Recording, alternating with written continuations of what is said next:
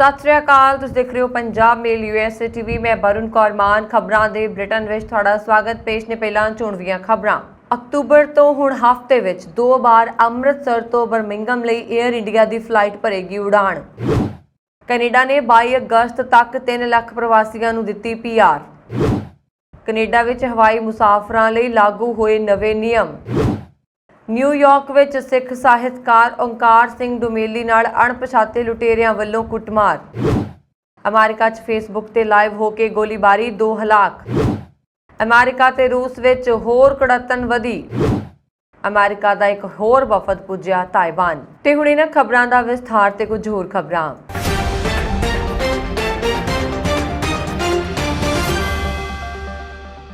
पंजाब ਅਤੇ ਅੰਮ੍ਰਿਤਸਰ ਹਵਾਈ ਅੱਡੇ ਤੋਂ ਬਰਮਿੰਘਮ ਲਈ 에ਅਰ ਇੰਡੀਆ ਦੀਆਂ ਉਡਾਣਾਂ ਅਕਤੂਬਰ ਮਹੀਨੇ ਵਿੱਚ ਹਫ਼ਤੇ 'ਚ 2 ਵਾਰ ਉਡਾਣ ਭਰਨਗੀਆਂ।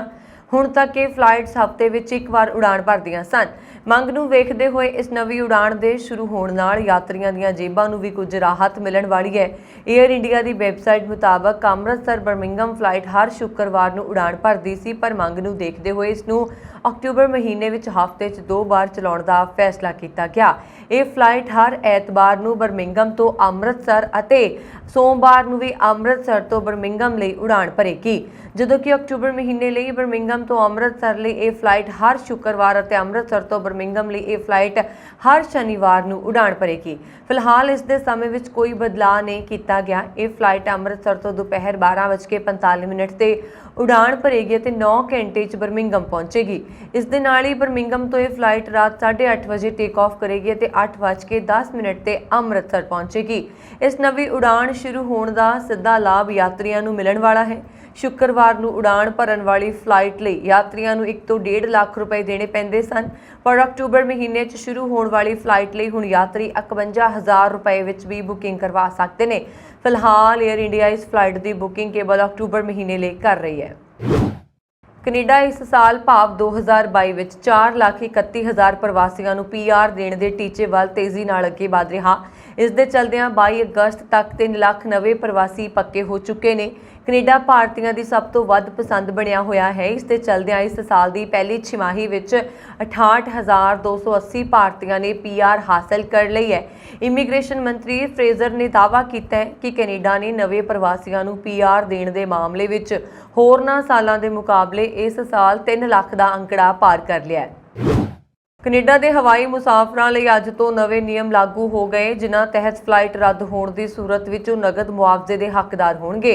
ਪਿਛਲੇ ਸਮੇਂ ਦੌਰਾਨ 에ਅਰਲਾਈਨਸ ਵੱਲੋਂ ਫਲਾਈਟ ਰੱਦ ਹੋਣ ਦਾ ਕਾਰਨ ਹੱਥ ਵੱਸ ਨਾ ਹੋਣ ਦਾ ਬਹਾਨਾ ਬਣਾ ਕੇ ਮੁਸਾਫਰਾਂ ਨੂੰ ਮੁਆਵਜ਼ਾ ਦੇਣ ਤੋਂ ਇਨਕਾਰ ਕੀਤਾ ਜਾ ਰਿਹਾ ਸੀ। ਕੈਨੇਡੀਅਨ ਟਰਾਂਸਪੋਰਟ ਏਜੰਸੀ ਵੱਲੋਂ ਚੋਰ ਮੋਰੀਆਂ ਬੰਦ ਕਰਨ ਦੇ ਉਪਰਾਲੇ ਤਹਿਤ ਹਵਾਈ ਮੁਸਾਫਰਾਂ ਦੇ ਹਿੱਤਾਂ ਵਾਲੇ ਨਿਯਮਾਂ ਵਿੱਚ ਸੋਧ ਕੀਤੀ ਗਈ ਹੈ, ਕਿਉਂਕਿ 에ਅਰਲਾਈਨਸ ਵੱਲੋਂ ਫਲਾਈਟ ਰੱਦ ਹੋਣ ਤੇ ਰਿਫੰਡ ਨਾ ਦੇਣ ਦੀਆਂ ਸ਼ਿਕਾਇਤਾਂ ਬਹੁਤ ਵੱਧ ਚੁੱਕੀਆਂ ਨੇ। ਪੁਰਾਣੇ ਨਿਯਮਾਂ ਦੇ ਤਹਿਤ 에ਅਰਲਾਈਨਸ ਉਹਨਾਂ ਮਾਮਲਿਆਂ ਵਿੱਚ ਰਿਫੰਡ ਦੇਣ ਵਾਸਤੇ ਪਾਬੰਦ ਨਹੀਂ ਸੀ ਜੋ ਉਹਨਾਂ ਦੇ ਕੰਟਰੋਲ ਤੋਂ ਬਾਹਰ ਹੁੰਦੇ। ਮਿਸਾਲ ਦੇ ਤੌਰ ਤੇ ਮੌਸਮ ਦੀ ਖਰਾਬੀ ਜਾਂ ਹਵਾਈ ਜਹਾਜ਼ ਦਾ ਕੋਈ ਮਕੈਨੀਕਲ ਮਸਲਾ ਖੜਾ ਹੋਣ ਵਕਤ ਨਹੀਂ ਹੁੰਦਾ ਤੇ ਹੱਥੋਂ ਬਾਹਰ ਮੰਨਿਆ ਜਾਂਦਾ ਹੈ। ਪਰ ਹੁਣ ਫਲਾਈਟ ਰੱਦ ਹੋਣ ਦੀ ਸੂਰਤ ਵਿੱਚ 48 ਘੰਟੇ ਦੇ ਅੰਦਰ ਨਵੀਂ ਫਲਾਈਟ ਵਿੱਚ ਸੀਟ ਨਾ ਮਿਲਣ ਦੀ ਸੂਰਤ ਵਿੱਚ 에ਅਰਲਾਈਨਸ ਨੂੰ ਨਗਦ ਮੁਆਵਜ਼ਾ ਦੇਣਾ ਹੋਏਗਾ। ਨਗਦ ਰਿਫੰਡ ਤੋਂ ਇਲਾਵਾ ਟਿਕਟ ਦੀ ਕੀਮਤ ਵਾਊਚਰ ਦੇ ਰੂਪ ਵਿੱਚ ਦਿੱਤੀ ਜਾ ਸਕਦੀ ਹੈ, ਪਰ 에ਅਰਲਾਈਨ ਵਾਸਤੇ ਲਾਜ਼ਮੀ ਹੋਏਗਾ ਕਿ 30 ਦਿਨ ਦੇ ਅੰਦਰ ਮੁਕੰਮਲ ਅਦਾਇਗੀ ਕਰ ਦਿੱਤੀ ਜਾਏ। ਬੀਤੀ ਰਾਤ ਪੰਜਾਬੀਆਂ ਦੀ ਸੰਘਣੀ ਆਬਾਦੀ ਵਾਲੇ ਨਿਊਯਾਰਕ ਰਾਜ ਦੇ ਰਿਚਮੰਡ ਹਿੱਲ ਦੀ 112 ਸਟਰੀਟ ਤੇ ਬਜ਼ੁਰਗ ਸਾਹਿਤਕਾਰ ਓਂਕਾਰ ਸਿੰਘ ਡੁਮੇਲੀ ਨਾਲ ਅਣਪਛਾਤੇ ਲੁਟੇਰਿਆਂ ਵੱਲੋਂ ਕੁੱਟਮਾਰ ਕੀਤੀ ਗਈ। ਆਪਣੇ ਘਰੋਂ ਰਾਤ 9:30 ਵਜੇ ਦੇ ਕਰੀਬ ਸੈਰ ਕਰਨ ਨਿਕਲੇ 82 ਸਾਲਾ ਓਂਕਾਰ ਸਿੰਘ ਨਾਲ 2 ਅਣਪਛਾਤੇ ਲੁਟੇਰਿਆਂ ਨੇ ਕੁੱਟਮਾਰ ਕਰਕੇ ਉਹਨਾਂ ਦਾ ਫੋਨ ਵੀ ਖੋਹ ਲਿਆ। ਸਾਹਿਤਕਾਰ ਓਂਕਾਰ ਸਿੰਘ ਡੁਮੇਲੀ ਪੰਜਾਬ ਦੇ ਫਗਵਾੜਾ ਨੇੜਲੇ ਪਿੰਡ ਡੁਮੇਲੀ ਨਾਲ ਸੰਬੰਧ ਰੱਖਦੇ ਨੇ। ਪੀੜਤ ਓਂਕਾਰ ਸਿੰਘ, ਜੋ ਤਕਰੀਬਨ 30 ਸਾਲ ਤੋਂ ਇੱਥੇ ਰਹਿ ਰਹੇ ਨੇ, ਦੱਸਿਆ ਕਿ ਸ਼ੂਗਰ ਦਾ ਮਰੀਜ਼ ਹੋਣ ਕਾਰਨ ਉਹ ਖਾਣਾ ਖਾ ਕੇ ਸੈਰ ਕਰਨ ਲਈ ਘਰੋਂ ਨਿਕਲੇ ਸਨ। ਇਸ ਦੌਰਾਨ ਪਿੱਛੋਂ 2 ਅਣਪਛਾਤੇ ਮੂੰਹ ਢੱਕ ਕੇ ਨੌਜਵਾਨ ਆਏ ਅਤੇ ਉਹਨਾਂ ਨੂੰ ਕੁੱਟਣਾ ਸ਼ੁਰੂ ਕਰ ਦਿੱਤਾ, ਜਿਸ ਨਾਲ ਉਹ ਜ਼ਮੀਨ ਤੇ ਡਿੱਗ ਪਏ। ਫਿਰ ਲੁਟੇਰੇ ਉਹਨਾਂ ਦੀ ਜੇਬ ਵਿੱਚੋਂ ਫੋਨ ਕੱਢ ਕੇ ਫਰਾਰ ਹੋ ਗਏ।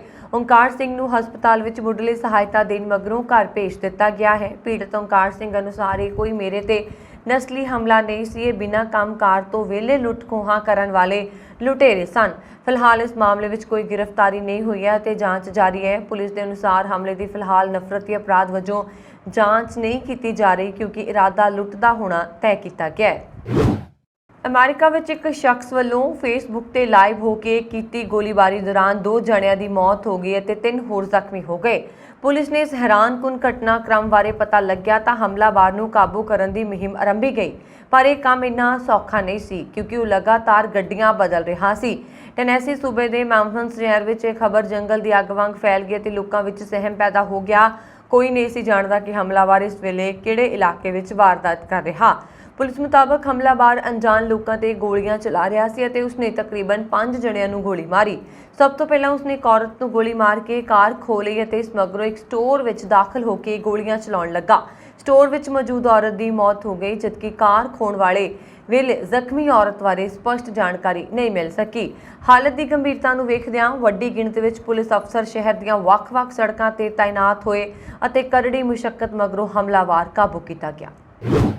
ਯੂਕਰੇਨ ਤੇ ਰੂਸ ਦੇ ਹਮਲੇ ਤੋਂ ਬਾਅਦ ਅਮਰੀਕਾ ਨਾਲ ਇਸ ਦੀ ਕੁੜੱਤਣ ਵਧਦੀ ਜਾ ਰਹੀ ਹੈ। ਰੂਸ ਦੇ ਰਾਸ਼ਟਰਪਤੀ ਵਲਾਦੀਮੀਰ ਪੁਤਿਨ ਨੇ ਕੱਲ੍ਹ ਧਮਕੀ ਦਿੱਤੀ ਸੀ ਕਿ ਜੇਕਰ ਅਮਰੀਕਾ ਨੇ ਆਪਣੀਆਂ ਗੈਸ ਦੀਆਂ ਕੀਮਤਾਂ ਨੂੰ ਕੰਟਰੋਲ ਕਰਨ ਦੀ ਕੋਸ਼ਿਸ਼ ਕੀਤੀ ਤਾਂ ਉਹ ਪੱਛਮੀ ਦੇਸ਼ਾਂ ਨੂੰ ਊਰਜਾ ਸਪਲਾਈ ਪੂਰੀ ਤਰ੍ਹਾਂ ਬੰਦ ਕਰ ਦੇਵੇਗਾ। ਇਸ ਤੇ ਅਮਰੀਕਾ ਨੇ ਰੂਸ ਤੇ ਊਰਜਾ ਨੂੰ ਹਥਿਆਰ ਵਜੋਂ ਵਰਤਣ ਦਾ ਦੋਸ਼ ਲਗਾਇਆ। ਵਾਈਟ ਹਾਊਸ ਨੇ ਰੂਸੀ ਰਾਸ਼ਟਰਪਤੀ ਵਲਾਦੀਮੀਰ ਪੁਤਿਨ ਤੇ ਊਰਜਾ ਨੂੰ ਹਥਿਆਰ ਬਣਾਉਣ ਦਾ ਦੋਸ਼ ਲਗਾਇਆ। ਦੂਜੇ ਪਾਸੇ ਪੁਤਿਨ ਨੇ ਬੁੱਧਵਾਰ ਨੂੰ ਕਿਹਾ ਕਿ ਉਹ ਯੂਕਰੇਨ ਵਿੱਚ ਫੌਜੀ ਕਾਰਵਾਈ ਉਦੋਂ ਤੱਕ ਜਾਰੀ ਰੱਖਣਗੇ ਜਦੋਂ ਤੱਕ ਉਹਨਾਂ ਦੇ ਟੀਚੇ ਹਾਸਲ ਨਹੀਂ ਹੋ ਜਾਂਦੇ। ਵਾਈਟ ਹਾਊਸ ਨੇ ਇਸ ਤੇ ਪ੍ਰਤੀਕਿਰਿਆ ਦਿੰਦੇ ਹੋਏ ਕਿਹਾ ਕਿ ਪੁਤਿਨ ਫਿਰ ਤੋਂ ਊਰਜਾ ਨੂੰ ਹਥਿਆਰ ਬਣਾ ਰਹੇ ਨੇ। ਪੁਤਿਨ ਨੇ ਰੂਸੀ ਗੈਸ ਦੀਆਂ ਕੀਮਤਾਂ ਨੂੰ ਕੰਟਰੋਲ ਕਰਨ ਦੀਆਂ ਕੋਸ਼ਿਸ਼ਾਂ ਨੂੰ ਲੈ ਕੇ ਚੇਤਾਵਨੀ ਦਿੱਤੀ ਸੀ ਕਿ ਜੇਕਰ ਅਮਰੀਕਾ ਇਸ ਦਿਸ਼ਾ ਵਿੱਚ ਅੱਗੇ ਵਧਿਆ ਤਾਂ ਉਹ ਪੱਛਮੀ ਦੇਸ਼ਾਂ ਨੂੰ ਊਰਜਾ ਦੀ ਸਪਲਾਈ ਪੂਰੀ ਤਰ੍ਹਾਂ ਰੋਕ ਦੇਗਾ। ਇਸ ਦੇ ਜਵਾਬ ਵਿੱਚ ਵਾਈਟ ਹਾਊਸ ਦੇ ਪ੍ਰੈਸ ਸਕੱਤਰ ਜ਼ੀਨ ਪਿਆਰੇ ਨੇ ਕਿਹਾ ਕਿ ਅਮਰੀਕਾ ਅਤੇ ਯੂਰਪੀ ਸੰਘ ਨੇ ਊਰਜਾ ਸੰਕਟ ਨਾਲ ਨਜਿੱਠਣ ਲਈ ਟਾਸਕ ਫੋਰਸ ਦਾ ਗਠਨ ਕੀਤਾ ਹੈ। ਇਸ ਤਹਿਤ ਯੂਰਪ ਨੂੰ ਕੁਦਰਤੀ ਗੈਸ ਦੀ ਸਪਲਾਈ ਦੇ ਬਦਲਵੇਂ ਤਰੀਕਿਆਂ ਦੀ ਖੋਜ ਕੀਤੀ ਜਾ ਰਹੀ ਹੈ।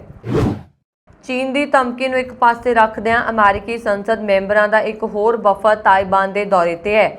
ਦੋਵਾਂ ਅਮਰੀਕੀ ਪਾਰਟੀਆਂ ਦੇ ਸੰਸਦ ਮੈਂਬਰਾਂ ਦਾ 8 ਮੈਂਬਰੀ ਵਫਦ ਵੱਖ-ਵੱਖ ਮੁੱਦਿਆਂ ਤੇ ਚਰਚਾ ਕਰਨ ਲਈ ਤਾਇਵਾਨ ਦੇ ਰਾਸ਼ਟਰਪਤੀ ਸਾਈ ਵੇਂਗ-ਇਨ ਨਾਲ ਮੁਲਾਕਾਤ ਕਰੇਗਾ। ਅਮਰੀਕੀ ਵਫਦ ਦੀ ਅਗਵਾਈ ਫਲੋਰੀਡਾ ਤੋਂ ਡੈਮੋਕ੍ਰੈਟਿਕ ਸੰਸਦ ਮੈਂਬਰ ਸਟੈਫਨੀ ਮਰਫੀ ਕਰ ਰਿਹਾ। ਮਰਫੀ ਉਹਨਾਂ ਸੰਸਦ ਮੈਂਬਰਾਂ ਚੋਂ ਇੱਕ ਹੈ ਜਿਨ੍ਹਾਂ ਨੇ ਤਾਇਵਾਨ ਦੇ ਸਮਰਥਨ ਵਿੱਚ ਹਥਿਆਰਾਂ ਦੀ ਵਿਕਰੀ ਦੀ ਆਗਿਆ ਦੇਣ ਵਾਲਾ ਇੱਕ ਬਿੱਲ ਪੇਸ਼ ਕੀਤਾ। ਇਹ ਅਜਿਹਾ ਹੀ ਬਿੱਲ ਹੈ ਜੋ ਯੂਕਰੇਨ ਲਈ ਪਾਸ ਕੀਤਾ ਗਿਆ ਸੀ। ਪਿਛਲੇ ਹਫ਼ਤੇ ਬਾਈਡਨ ਪ੍ਰਸ਼ਾਸਨ ਨੇ ਤਾਇਵਾਨ ਨੂੰ $1 ਬਿਲੀਅਨ ਦੇ ਹਥਿਆਰ ਦੀ ਵਿਕਰੀ ਨੂੰ ਮਨਜ਼ੂਰੀ ਦਿੱਤੀ ਸੀ। ਵਫਦ ਦੇ ਹੋਰ ਸੰਸਦ ਮੈਂਬਰਾਂ ਵਿੱਚ ਹਵਾਈ ਤੋਂ ਡੈਮੋਕ੍ਰੈਟਿਕ ਸੰਸਦ ਮੈਂਬਰ ਕੇਲੀ ਕੇਹਲ ਅਤੇ ਫਲੋਰੀਡਾ ਤੋਂ ਰਿਪਬਲਿਕਨ ਸੰਸਦ ਮੈਂਬਰ ਸਕਾਟ ਫ੍ਰੈਂਕਲਿਨ ਦੇ ਨਾਲ ਜ਼ੋਏ ਵਿਲਸਨ, ਐਂਡੀ ਬਾਰ, ਡੈਰੇ ਲੀਸਾ, ਕਲਾਉਡੀਆ ਟੈਨੀ ਅਤੇ ਕੈਟ ਕੈਮਕ ਸ਼ਾਮਲ ਨੇ। ਜ਼ਿਕਰਯੋਗ ਹੈ ਕਿ ਅਮਰੀਕੀ ਪ੍ਰਤੀਨਿਧ ਸਭਾ ਦੀ ਸਪੀਕਰ ਨੈਂਸੀ ਪੈਲੋਸੀ ਦੇ ਦੌਰੇ ਤੋਂ ਬਾਅਦ ਚੀਨ ਅਤੇ ਤਾਇਵਾਨ ਵਿਚਾਲੇ ਤਣਾਅ ਆਪਣੇ ਸਿਖਰ ਤੇ ਹੈ। ਇਸ ਦੇ ਜਵਾਬ ਵਿੱਚ ਚੀਨ ਲਗਾਤਾਰ ਫੌਜੀ ਅਭਿਆਸ ਕਰਵਾ ਕੇ ਤਾਇਵਾਨ ਨੂੰ ਧਮਕਾਉਣ ਦੀ ਕੋਸ਼ਿਸ਼ ਕਰ ਰਿਹਾ ਹੈ। ਅਮਰੀਕਾ ਵਿੱਚ ਪੱਤਰਕਾਰ ਜ਼ੈਫ ਜ਼ਮਨ ਦੇ ਕਤਲ ਕੇਸ ਵਿੱਚ ਪੁਲਿਸ ਨੇ ਨਿਵਾਡਾ ਦੇ ਇੱਕ ਸਿਆਸਤਦਾਨ ਨੂੰ ਗ੍ਰਿਫਤਾਰ ਕਰ ਲਿਆ ਜਿਸ ਦੀ ਸ਼ਨਾਖਤ ਰਾਬਰਟ ਟੈਲਿਸ ਦੇ ਰੂਪ ਵਿੱਚ ਹੋਈ ਹੈ। ਲਾਸ ਵੇਗਾਸ ਜਰਨਲ ਦੇ ਇੱਕ ਸੀਨੀਅਰ ਖੋਜੀ ਪੱਤਰਕਾਰ ਜ਼ੈਫ ਦਾ ਬੀਤੇ ਸ਼ਨੀਵਾਰ ਨੂੰ ਉਸਦੇ ਘਰ ਦੇ ਬਾਹਰ ਹੀ ਛੁਰਾ ਮਾਰ ਕੇ ਕਤਲ ਕਰ ਦਿੱਤਾ ਗਿਆ। ਪੁਲਿਸ ਨੇ ਪੱਤਰਕਾਰ ਦੀ ਹੱਤਿਆ ਦੇ ਸੰਬੰਧ ਵਿੱਚ ਨਿਵਾਡਾ ਦੇ ਸਿਆਸਤਦਾਨਾਂ ਨੂੰ ਗ੍ਰਿਫਤਾਰ ਕੀਤਾ ਹੈ। ਅਧਿਕਾਰੀਆਂ ਨੇ ਦੱਸਿਆ ਕਿ ਕਲਾਰਕ ਕਾਉਂਟੀ ਦੇ ਪਬਲਿਕ ਐਡਮਿਨਿਸਟ੍ਰੇਟਰ ਦੇ ਸ਼ੱਕੀ ਰਾਬਰਟ ਟੈਲਿਸ ਨੂੰ ਹਿਰਾਸਤ ਵਿੱਚ ਲਿਆ ਗਿਆ। ਪੁਲਿਸ ਦੁਆਰਾ ਉਸਦੇ ਘਰ ਦਾ ਇੱਕ ਸਰਚ ਵਾਰੰਟ ਦਿੱਤਾ ਗਿਆ। ਕਲਾਰਕ ਕਾਉਂਟੀ ਸ਼ੈਰਿਫ ਜੋ ਲਾਬਾਂਡੋ ਨੇ ਮੀਡੀਆ ਨੂੰ ਉਸਦੀ ਗ੍ਰਿਫਤਾਰੀ ਦੀ ਪੁਸ਼ਟੀ ਕੀਤੀ ਹੈ। ਕਾਉਂਟੀ ਦੇ ਜ਼ਿਲ੍ਹਾ ਅਟਾਰਨੀ ਸਟੀਵਨ ਵੁਲਫਸਨ ਨੇ ਦੱਸਿਆ ਕਿ ਟੇਲਸ ਨੂੰ ਹਿਰਾਸਤ ਵਿੱਚ ਲਿਆ ਗਿਆ। ਦੱਖਣੀ ਅਤੇ ਮੱਧ ਏਸ਼ੀਆਈ ਮਾਮਲਿਆਂ ਬਾਰੇ ਅਮਰੀਕਾ ਦੇ ਸਹਾਇਕ ਵਿਦੇਸ਼ ਮੰਤਰੀ ਡੋਨਾਲਡ ਲੂ ਦਾ ਭਾਰਤ ਦੌਰਾ ਮੁਲਕ ਨਾਲ ਰਣਨੀਤਿਕ ਭਾਈਵਾਲੀ ਹੋਰ ਮਜ਼ਬੂਤ ਕਰਨ ਵਿੱਚ ਸਹਾਈ ਹੋਏਗਾ। ਵਿਦੇਸ਼ ਵਿਭਾਗ ਨੇ ਕਿਹਾ ਕਿ ਲੂ ਦੀ ਅਗਵਾਈ ਹੇਠ ਭਾਰਤ ਗਏ ਵਫਦ ਵੱਲੋਂ ਕਈ ਭਾਰਤੀ ਆਗੂਆਂ ਅਤੇ ਅਧਿਕਾਰੀਆਂ ਨਾਲ ਮੁਲਾਕਾਤ ਕੀਤੀ ਗਈ ਹੈ। ਵਫਦ ਦੇ ਦੌਰੇ ਤੇ ਅੰਤਿਮ ਦਿਨ ਸੀ। ਵਿਦੇਸ਼ ਵਿਭਾਗ ਦੇ ਉਪ ਤਰਜਮਾਨ ਵਿਦਾਂਤ ਪਟੇਲ ਨੇ ਪ੍ਰੈਸ ਕਾਨਫਰੰਸ ਦੌਰਾਨ ਪੱਤਰਕਾਰਾਂ ਨੂੰ ਦੱਸਿਆ ਕਿ ਵਫਦ ਵੱਲੋਂ ਹਿੰਦ ਪ੍ਰਸ਼ਾਂਤ ਸਾਗਰ ਖਿੱਤੇ ਨੂੰ ਆਜ਼ਾਦ ਅਤੇ ਖੁਸ਼ਹਾਲ ਬਣਾਈ ਰੱਖਣ ਲਈ ਦੋਵੇਂ ਮੁਲਕ ਰਾਹ ਤਲਾਸ਼ਣ ਬਾਰੇ ਵਿਚਾਰ ਵਟਾਂਦਰਾ ਕਰਨਗੇ। ਅਮਰੀਕਾ ਨੇ ਪਾਕਿਸਤਾਨ ਨੂੰ F-16 ਦੇ ਰੁੱਖ ਰਖਾਅ ਤੇ ਹਥਿਆਰਾਂ ਦੀ ਖਰੀਦ ਲਈ ਮਨਜ਼ੂਰੀ ਦਿੱਤੀ। ਰਾਜਨੀਤਿਕ ਅਤੇ ਰਣਨੀਤਿਕ ਦ੍ਰਿਸ਼ਟੀਕੋਣ ਤੋਂ ਇਸ ਦੇ ਅਰਥ ਬਹੁਤ ਖਾਸ ਹੋ ਸਕਦੇ ਨੇ। ਪਰ ਇਸ ਬਾਰੇ ਇੱਕ ਕੌੜੀ ਸੱਚਾਈ ਇਹ ਵੀ ਸਾਹਮਣੇ ਆਈ ਹੈ ਕਿ ਅਮਰੀਕਾ ਨੇ ਸਾਲਾਂ ਤੋਂ ਇਹ ਜਹਾਜ਼ ਆਪਣੇ ਲਈ ਨਹੀਂ ਖਰੀਦਿਆ। ਇਸ ਦਾ ਬ੍ਰਿਗੇਡ ਮਾਡਲ ਸਿਰਫ ਦੂਜੇ ਦੇਸ਼ਾਂ 'ਚ ਵਿਕਰੀ ਲਈ ਬਣਾਇਆ ਗਿਆ। ਇਸ ਦਾ ਉਤਪਾਦਨ 1976 ਵਿੱਚ ਸ਼ੁਰੂ ਹੋਇਆ ਸੀ। ਉਦੋਂ ਤੋਂ ਲੈ ਕੇ ਹੁਣ ਤੱਕ ਇਸ ਨੇ ਲਗਭਗ 4600 ਜਹਾਜ਼ ਬਣਾਏ ਨੇ। ਜਨਰਲ ਡਾਇਨਾਮਿਕਸ ਦਾ ਇਹ ਜਹਾਜ਼ ਹੁਣ ਲੌਕਹੀਡ ਮਾਰਟਿਨ ਦੁਆਰਾ ਤਿਆਰ ਕੀਤਾ ਗਿਆ ਹੈ। ਸਾਲ 2020 ਤੱਕ ਇਸ ਜਹਾਜ਼ ਦੇ 670 ਹਾਦਸੇ ਹੋ ਚੁੱਕੇ ਨੇ। ਇਸ ਜਹਾਜ਼ ਦੀ ਖਾਸੀਅਤ ਇਹ ਹੈ ਕਿ ਮੌਸਮ ਕਦੇ ਵੀ ਇਸ ਦੀ ਉਡਾਣ 'ਚ ਰੁਕਾਵਟ ਨਹੀਂ ਬਣਦਾ। ਭਾਵੇਂ ਇਹ ਹਰ ਮੌਸਮ ਵਿੱਚ ਉੱਡ ਸਕਦਾ ਹੈ। ਇਸ ਦੀ ਸਪੀਡ ਦੀ ਗੱਲ ਕਰੀਏ ਤਾਂ ਇਸ ਦੀ ਅਧਿਕਤਮ ਸਪੀਡ ਬਹੁਤ ਜ਼ਿਆਦਾ ਹੈ। ਅਮਰੀਕਾ ਦਾ ਬਣਿਆ F-16 ਫਾਲਕਨ ਲੜਾਕੂ ਜਹਾਜ਼ ਸਿੰਗਲ ਇੰਜਨ ਹੋਣ ਤੋਂ ਬਾਅਦ ਮਲਟੀ ਟਰੋਲ ਲੜਾਕੂ ਜਹਾਜ਼ ਹੈ। ਜੇਕਰ ਇਸ ਜਹਾਜ਼ ਦੇ ਹੋਰ ਫੀਚਰਸ ਦੀ ਗੱਲ ਕਰੀਏ ਤਾਂ ਪਾਇਲਟ ਲਈ ਆਸਾਨ ਕੰਟਰੋਲ ਸਟਿਕ ਦਿੱਤੀ ਗਈ ਹੈ। ਇਸ ਤੋਂ ਇਲਾਵਾ ਇਸ ਦੀ ਇਜੈਕਸ਼ਨ ਸੀਟ ਨੂੰ ਇਸ ਤਰ੍ਹਾਂ ਡਿਜ਼ਾਈਨ ਕੀਤਾ ਗਿਆ ਹੈ ਕਿ ਪਾਇਲਟ ਨੂੰ ਜੀ-ਫੋਰਸ ਦਾ ਘੱਟ ਤਜਰਬਾ ਹੋਵੇ। ਨਿਊਯਾਰਕ ਰਾਜ ਨੇ ਬੀਤੇ ਦਿਨ ਰੇਲ ਗੱਡੀਆਂ, ਬੱਸਾਂ ਅਤੇ ਜਨਤਕ ਆਵਾਜਾਈ ਦੇ ਹੋਰ ਤਰੀਕਿਆਂ ਤੇ ਮਾਸਕ ਦੀ ਲੋੜ ਵਾਲੇ 28 ਮਹੀਨਿਆਂ ਦੇ ਕੋਵਿਡ-19 ਦੇ ਹੁਕਮ ਨੂੰ ਖਤਮ ਕਰ ਦਿੱਤਾ ਹੈ। ਇਹਨਾਂ ਵਿੱਚ ਹਵਾਈ ਅੱਡੇ ਅਤੇ ਰਾਈਡ ਸ਼ੇਅਰ ਵਾਹਨ ਵੀ ਸ਼ਾਮਲ ਨੇ। ਇਸ ਦਾ ਐਲਾਨ ਨਿਊਯਾਰਕ ਦੀ ਗਵਰਨਰ ਕੈਥੀ ਹੌਚੂਲ ਨੇ ਕੀਤਾ। ਬੀਤੇ ਦਿਨ ਤੋਂ ਸ਼ੁਰੂ ਕਰਦੇ ਹੋਏ ਮਾਸਕ ਵਿਕਲਪਿਕ ਬਾਰੇ ਗਵਰਨਰ ਨੇ ਇੱਕ ਨਿਊਜ਼ ਕਾਨਫਰੰਸ ਵਿੱਚ ਕਿਹਾ ਕਿ ਬਿਮਾਰੀ ਨਿਯੰਤਰਣ ਅਤੇ ਰੋਕਥਾਮ ਲਈ ਯੂਐਸ ਦੇ ਕੇਂਦਰਾਂ ਤੋਂ ਤਾਜ਼ਾ ਸੋਧੇ ਗਏ ਮਾਰਗਦਰਸ਼ਨ ਦੇ ਤਹਿਤ ਉਹਨਾਂ ਨੇ ਇਹ ਐਲਾਨ ਕੀਤਾ ਹੈ। ਉਹਨਾਂ ਨੇ ਕਿਹਾ, ਸਾਨੂੰ ਆਪਣੀ ਜ਼ਿੰਦਗੀ ਵਿੱਚ ਕੁਝ ਸਧਾਰਨਤਾ ਨੂੰ ਬਹਾਲ ਕਰਨਾ ਪਏਗਾ। ਹੋਚੁਲ ਨੇ ਕਿਹਾ ਕਿ ਟੈਕਸੀਆਂ ਅਤੇ ਰਾਈਡ ਸ਼ੇਅਰ ਵਾਹਨਾਂ, ਹਵਾਈ ਅੱਡਿਆਂ, ਬੇਘਰਿਆਂ ਦੇ ਆਸਰਾ ਘਰ, ਸੁਧਾਰਕ ਸਹੂਲਤਾਂ ਅਤੇ ਨਜ਼ਰਬੰਦੀ ਲਈ ਮਾਸਕ ਦੀਆਂ ਜ਼ਰੂਰਤਾਂ ਨੂੰ ਹਟਾਇਆ ਜਾ ਰਿਹਾ। ਹੋਚੁਲ ਨੇ ਕਿਹਾ ਕਿ ਨਿਊਯਾਰਕ ਨੇ ਪਹਿਲੀ ਵਾਰ ਅਪ੍ਰੈਲ 2020 ਵਿੱਚ ਉਕਤ ਆਦੇਸ਼ ਅਪਣਾਇਆ ਸੀ ਕਿਉਂਕਿ ਨਿਊਯਾਰਕ ਸਿਟੀ ਖੇਤਰ ਵਿੱਚ ਕੋਵਿਡ-19 ਕਾਫੀ ਫੈਲ ਰਿਹਾ ਸੀ। ਮਾਸਕ ਨੇ ਸਿਹਤ ਦੀ ਰੱਖਿਆ ਕੀਤੀ ਅਤੇ ਹੁਣ ਅਸੀਂ ਬਹੁਤ ਵੱਖਰੀ ਜਗ੍ਹਾ ਤੇ ਹਾਂ। ਆਪਣੇ ਚਿਹਰੇ ਤੇ ਮਾਸਕ ਪਹਿਨਣ ਵਾਲੇ ਸਬਵੇ ਸਵਾਕ ਨਿਊਯਾਰਕ ਸਿਟੀ ਯੂਐਸ ਦੇ ਟਾਈਮਜ਼ ਸਕੁਅਰ ਸਟਾਪ ਤੇ ਕੋਰੋਨਾ ਵਾਇਰਸ ਮਹਾਮਾਰੀ ਦੌਰਾਨ ਸ਼ਟਲ ਟ੍ਰੇਨ ਤੋਂ ਬਾਹਰ ਨਿਕਲਦੇ ਨੇ। ਹਾਲਾਂਕਿ ਕੁਝ ਮਹੀਨਿਆਂ ਵਿੱਚ ਨਿਊਯਾਰਕ 'ਚ ਬਹੁਤ ਸਾਰੀਆਂ ਸਵਾਰੀਆਂ ਨੇ ਮਾਸਕ ਨੀਤੀ ਦੀ ਪਾਲਣਾ ਕਰਨੀ ਬੰਦ ਕਰ ਦਿੱਤੀ ਸੀ। ਮੈਟਰੋਪੋਲੀਟਨ ਟਰਾਂਸਪੋਰਟੇਸ਼ਨ ਅਥਾਰਟੀ ਨੇ ਵੀ ਕਿਹਾ ਕਿ ਉਸਨੇ ਸਬਵੇ ਅਤੇ ਸਟੇਸ਼ਨਾਂ ਵਿੱਚ ਸਪਸ਼ਟ ਮਾਸਕ ਦੀ ਵਰਤੋਂ ਨੂੰ ਹੁਣ ਵਿਕਲਪਿਤ ਕਰ ਦਿੱਤਾ ਹੈ। ਗਵਰਨਰ ਹੌਚੁਲ ਨੇ ਕਿਹਾ ਕਿ ਬਾਲਗ ਦੇਖਭਾਲ ਸਹੂਲਤਾਂ ਅਤੇ ਕੁਝ ਹੋਰ ਡਾਕਟਰੀ ਸਹੂਲਤਾਂ ਵਰਗੀਆਂ ਕੁਝ ਥਾਵਾਂ ਤੇ ਮਾਸਕ ਦੀ ਅਜੇ ਵੀ ਲੋੜ ਹੋਏਗੀ। ਕੈਨੇਡਾ ਵਿੱਚ ਕੁਰਾਹੇ ਪੈ ਚੁੱਕੇ ਕੁਝ ਪੰਜਾਬੀ ਇੱਕ ਮਗਰੋਂ ਇੱਕ ਵਾਰਦਾਤ ਨੂੰ ਅੰਜਾਮ ਦੇ ਰਹੇ ਨੇ। ਜੀ ਹਾਂ, ontario ਪ੍ਰੋਵਿੰਸ਼ੀਅਲ ਪੁਲਿਸ ਵੱਲੋਂ ਕੁਝ ਦਿਨ ਪਹਿਲਾਂ ਬਰੈਂਪਟਨ ਤੋਂ ਟਰੱਕ ਚੋਰੀ ਕਰਨ ਦੇ ਮਾਮਲੇ ਵਿੱਚ ਗ੍ਰਿਫਤਾਰ ਜਸਵਿੰਦਰ ਅਟਵਾਲ ਨੂੰ ਮੁੜ ਟਰੱਕ ਚੋਰੀ ਦੇ ਮਾਮਲੇ ਵਿੱਚ ਗ੍ਰਿਫਤਾਰ ਕੀਤਾ ਗਿਆ। ਇਸ ਵਾਰ ਟਰੱਕ ਚੋਰੀ ਦੀ ਵਾਰਦਾਤ ਮਿਲਟਨ ਵਿਖੇ ਵਾਪਰੀ ਦੱਸੀ ਜਾ ਰਹੀ ਹੈ। ontario ਪ੍ਰੋਵਿੰਸ਼ੀਅਲ ਪੁਲਿਸ ਨੇ ਦੱਸਿਆ ਕਿ ਟਰੱਕ ਉੱਪਰ ਲਿਖਿਆ ਕੰਪਨੀ ਦਾ ਨਾਮ ਮਿਟਾਉਣ ਲਈ ਕਾਲੇ ਪੇਂਟ ਦੀ ਵਰਤੋਂ ਕੀਤੀ ਗਈ, ਪਰ ਕੈਲੇਂਡਨ ਕਮਿਊਨਿਟੀ ਸਟਰੀਟ ਕ੍ਰਾਈਮ ਯੂਨਿਟ ਦੇ ਮੈਂਬਰਾਂ ਨੇ 2008 ਮਾਡਲ ਵੋਲਵੋ ਟਰੱਕ ਦੀ ਸ਼ਨਾਖਤ ਕਰ ਲਈ ਅਤੇ ਇਸ ਵਿੱਚ ਲੱਦਿਆ ਫਰਨੀਚਰ ਵੀ ਬਰਾਮਦ ਕਰ ਲਿਆ। ਪੁਲਿਸ ਵੱਲੋਂ 2 ਗ੍ਰਾਮ ਸ਼ੱਕੀ ਹੈਰੋਇਨ, ਟਰੱਕ ਦੀ ਮਾਸਟਰ ਕੀ, 2 ਚੋਰੀ ਕੀਤੇ ਸ਼ਨਾਖਤੀ ਦਸਤਾਵੇਜ਼ ਅਤੇ ਸੈੱਲ ਫੋਨ ਸਣੇ ਕਈ ਨਿੱਜੀ ਵਸਤਾਂ ਬਰਾਮਦ ਕੀਤੀਆਂ ਗਈਆਂ ਨੇ। 44 ਸਾਲ ਦੇ ਜਸਵਿੰਦਰ ਅਟਵਾਲ ਵਿਰੁੱਧ ਮੋਟਰ ਵਹੀਕਲ ਦੀ ਚੋਰੀ, ਖਤਰਨਾਕ ਤਰੀਕੇ ਨਾਲ ਡਰਾਈਵਿੰਗ ਕਰਨ, $5000 ਤੋਂ ਵੱਧ ਮੁੱਲ ਦੀ ਚੋਰੀ, ਅਪਰਾਧ ਰਾਹੀਂ ਹਾਸਲ $5000 ਤੋਂ ਵੱਧ ਮੁੱਲ ਦੀ ਜਾਇਦਾਦ ਰੱਖਣ, ਹੈਰੋਇਨ ਰੱਖਣ, ਰਿਹਾਈ ਸ਼ਰਤਾਂ ਦੀ ਉਲੰਘਣਾ ਕਰਨ ਅਤੇ ਪਾਬੰਦੀ ਦੇ ਬਾਵਜੂਦ ਟਰੱਕ ਚਲਾਉਣ ਦੇ ਦੋਸ਼ ਆਇਦ ਕੀਤੇ ਗਏ ਨੇ। ਬ੍ਰਿਟਿਸ਼ ਕੋਲੰਬੀਆ ਦੇ ਸਰੀ ਸ਼ਹਿਰ ਦਾ ਵਾਸੀ ਰੋਹਿਤ ਵਰਮਾ ਲਾਪਤਾ ਹੈ। ਹਾਲਾਂਕਿ ਉਸ ਦਾ ਵਾਹਨ ਮਿਲ ਚੁੱਕਿਆ ਹੈ ਪਰ ਉਸ ਬਾਰੇ ਅਜੇ ਤੱਕ ਕੁਝ ਪਤਾ ਨਹੀਂ ਲੱਗਾ। ਪੁਲਿਸ ਨੇ ਉਸ ਦੇ ਲਈ ਸੂਚਨਾ ਨੰਬਰ ਵੀ ਜਾਰੀ ਕੀਤੇ ਨੇ। ਰੋਹਿਤ ਦੀ ਭਾਲ ਲਈ RCMP ਨੇ ਲੋਕਾਂ ਕੋਲੋਂ ਮਦਦ ਮੰਗੀ ਹੈ।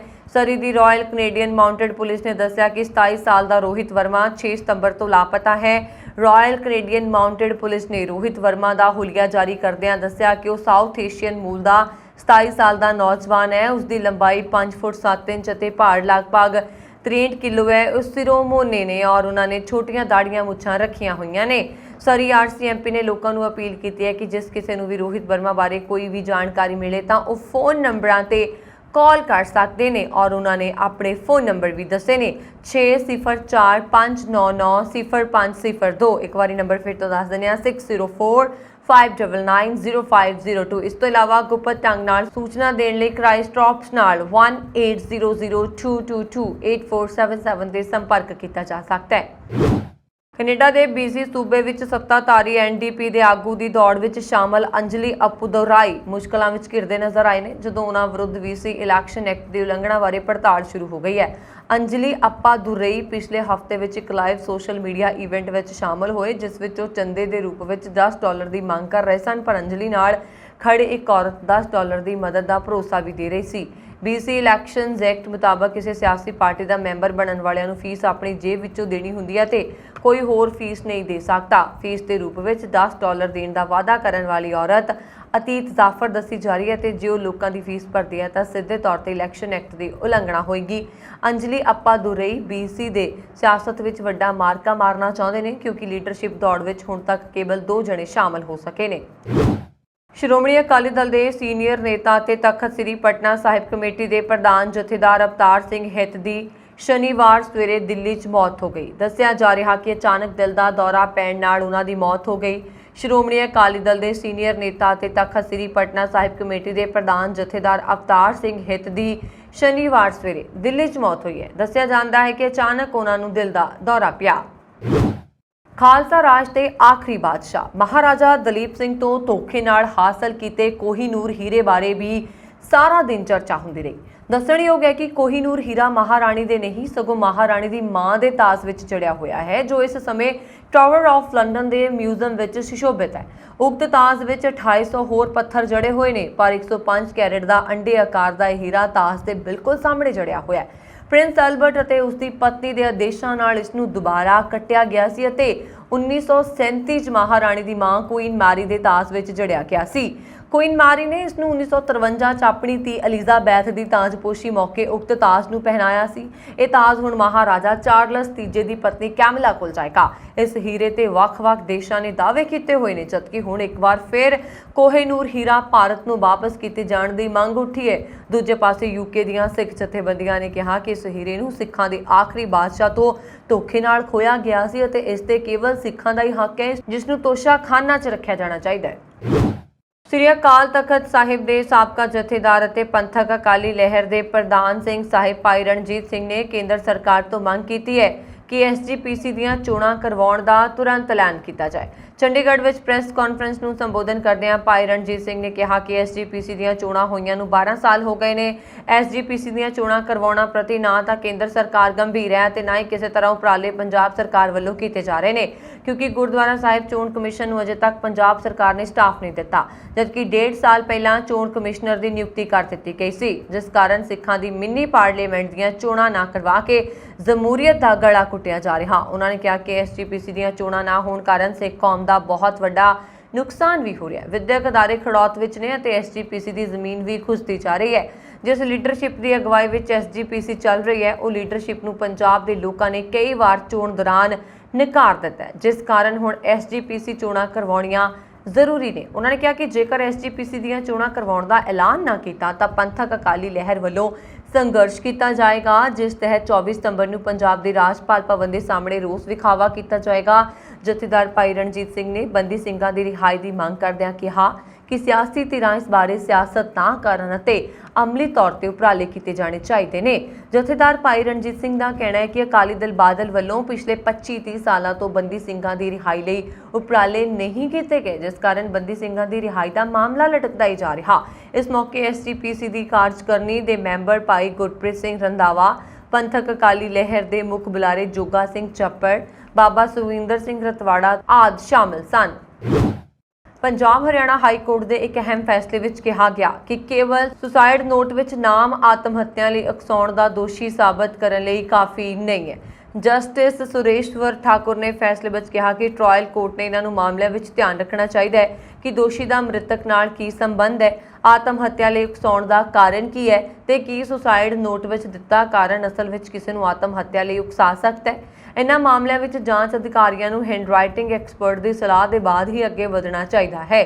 ਹਾਈ ਕੋਰਟ ਨੇ ਇਹਨਾਂ ਟਿੱਪਣੀਆਂ ਨਾਲ ਸੋਨੀਪਤ ਦੀ ਜ਼ਿਲ੍ਹਾ ਅਦਾਲਤ ਦੇ ਫੈਸਲੇ ਨੂੰ ਖਾਰਜ ਕਰ ਦਿੱਤਾ, ਜਿਸ ਵਿੱਚ 5 ਸਾਲ ਦੀ ਕੈਦ ਤੇ 5000 ਰੁਪਏ ਜੁਰਮਾਨਾ ਲਗਾਇਆ ਗਿਆ ਸੀ। ਇਸ ਮਾਮਲੇ ਵਿੱਚ ਮ੍ਰਿਤਕ ਦੇ ਬੇਟੇ ਵੱਲੋਂ ਪੁਲਿਸ ਨੂੰ ਸ਼ਿਕਾਇਤ ਕੀਤੀ ਗਈ ਸੀ ਕਿ ਉਸਦੇ ਪਿਤਾ ਨੂੰ ਧੋਖੇ ਨਾਲ ਬੈਂਕ ਕੋਲ ਗਿਰਵੀ ਰੱਖੀ ਜਾਇਦਾਦ ਤੇ ਲੋਨ ਗਾਰੰਟਰ ਬਣਾ ਲਿਆ ਗਿਆ। ਇਸ ਕਾਰਨ ਉਸਦੇ ਪਿਤਾ ਬੇहद ਪਰੇਸ਼ਾਨ ਰਹਿਣ ਲੱਗੇ। ਪਰੇਸ਼ਾਨ ਹੋ ਕੇ ਪਿਤਾ ਨੇ ਆਪਣੇ ਦੋਸਤ ਦੀ ਦੁਕਾਨ ਤੇ ਜਾ ਕੇ ਜ਼ਹਿਰ ਪੀ ਲਿਆ। ਉਹਨਾਂ ਨੂੰ ਹਸਪਤਾਲ ਲਿਜਾਇਆ ਗਿਆ, ਪਰ ਰਸਤੇ ਵਿੱਚ ਉਹਨਾਂ ਨੇ ਦਮ ਤੋੜ ਦਿੱਤਾ। ਉਹਨਾਂ ਦੀ ਜੇਬ ਵਿੱਚੋਂ ਮਿਲੇ ਸੁਸਾਈਡ ਨੋਟ ਵਿੱਚ ਮੌਤ ਲਈ 3 ਲੋਕਾਂ ਨੂੰ ਜ਼ਿੰਮੇਵਾਰ ਠਹਿਰਾਇਆ ਗਿਆ, ਜਿਨ੍ਹਾਂ ਨੇ ਉਹਨਾਂ ਨੂੰ ਲੋਨ ਗਰੰਟਰ ਬਣਾਇਆ ਸੀ। ਹਾਈ ਕੋਰਟ ਨੇ ਸਜ਼ਾ ਖਿਲਾਫ ਅਪੀਲ ਤੇ ਸੁਣਵਾਈ ਕਰਦਿਆਂ ਕਿਹਾ ਇਸ ਮਾਮਲੇ ਵਿੱਚ ਜ਼ਰੂਰੀ ਸੀ ਕਿ ਮ੍ਰਿਤਕ ਦੀ ਹੈਂਡਰਾਈਟਿੰਗ ਦਾ ਲੋਨ ਦੇ ਦਸਤਾਵੇਜ਼ਾਂ ਤੇ ਉਹਨਾਂ ਦੇ ਹਸਤਾਖਰ ਨਾਲ ਮਿਲਾਨ ਕੀਤਾ ਜਾਣਾ ਚਾਹੀਦਾ ਸੀ, ਪਰ ਅਜਿਹਾ ਨਹੀਂ ਕੀਤਾ ਗਿਆ। ਕੈਮੀਕਲ ਰਿਪੋਰਟ ਵਿੱਚ ਕਿਹਾ ਗਿਆ ਹੈ ਕਿ ਜ਼ਹਿਰ ਖਾਣ ਤੋਂ ਪਹਿਲਾਂ ਮ੍ਰਿਤਕ ਨੇ ਸ਼ਰਾਬ ਪੀਤੀ ਹੋਈ ਸੀ, ਇਸ ਲਈ ਅਜਿਹਾ ਕਿਹਾ ਜਾ ਸਕਦਾ ਹੈ ਕਿ ਉਸ ਨੂੰ ਆਤਮ ਹੱਤਿਆ ਕਰਨ ਲਈ ਉਕਸਾਇਆ ਗਿਆ। ਹਾਈ ਕੋਰਟ ਨੇ ਕਿਹਾ ਕਿ ਟ੍ਰਾਇਲ ਕੋਰਟ ਨੇ 2 ਦੋਸ਼ੀਆਂ ਨੂੰ ਇਸ ਮਾਮਲੇ ਵਿੱਚ ਦੋਸ਼ ਮੁਕਤ ਕਰ ਦਿੱਤਾ ਹੈ ਤੇ ਇੱਕ ਦੋਸ਼ੀ ਨੂੰ ਸਜ਼ਾ ਦਿੱਤੀ ਗਈ ਹੈ। ਇਹ ਸਨ ਹੁਣ ਤੱਕ ਦੀਆਂ ਖਬਰਾਂ। ਮੈਨੂੰ ਵਰੁਣ ਕੌਰ ਮਾਨ ਨੂੰ ਦਿਵਾ ਗਿਆ। ਹੋਰ ਖਬਰਾਂ ਦੇ ਲਈ ਸਾਡਾ YouTube ਚੈਨਲ ਪੰਜਾਬ ਮੇਲ USA TV ਜ਼ਰੂਰ ਸਬਸਕ੍ਰਾਈਬ ਕਰੋ। ਸਤਿ ਸ਼੍ਰੀ ਅਕਾਲ।